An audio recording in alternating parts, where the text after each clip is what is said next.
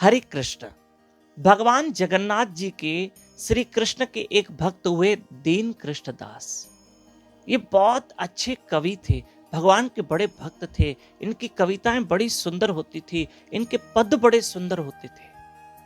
और ये भगवान जगन्नाथ जी के लिए इन्होंने बहुत सारे पद लिखे थे और बहुत सारी कविताएं लिखी थी, जो लोग सुनते तो बड़ा आनंद आता।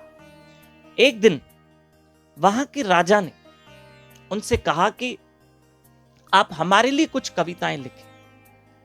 लेकिन दीन कृष्णदास ने राजा को मना कर दिया, राजा मैं सिर्फ भगवान के लिए लिखता हूं, जगन्नाथ जी के लिए। तो राजा ने कहा, भाई हम भी राजा हैं यहाँ के, तो हमारे लिए भी कुछ कविताएं बना दो। दीन कृष्णदास ने मना कर दिया तो राजा को बड़ा क्रोध आया।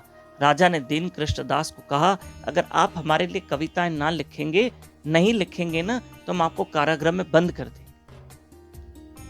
दीन कृष्णदास ने कहा, भले आप मुझे जो दंड दे, लेकिन मैं लिखूंगा तो भगवान की। जय जगन्नाथ। तो कहा, आप हमारे लिए नहीं लिखेंगे? तो राजा को क्रोध आ गया और आज राजा ने दीन कृष्णदास को कारागृह में बंद कर दिया, सजा दी। पर अब रात्रि हुई कि जगन्नाथ जी राजा के स्वप्न में आए और भगवान जगन्नाथ राजा के स्वप्न में आए। जगन्नाथ जी राजा के स्वप्न में आए कि राजा, आपने मेरे भक्त दीन कृष्णदास को कैद करके रखा है, कारागृह में बंद करके रखा है। आप जानते हो कि वो मेरा कितना बड़ा भक्त है।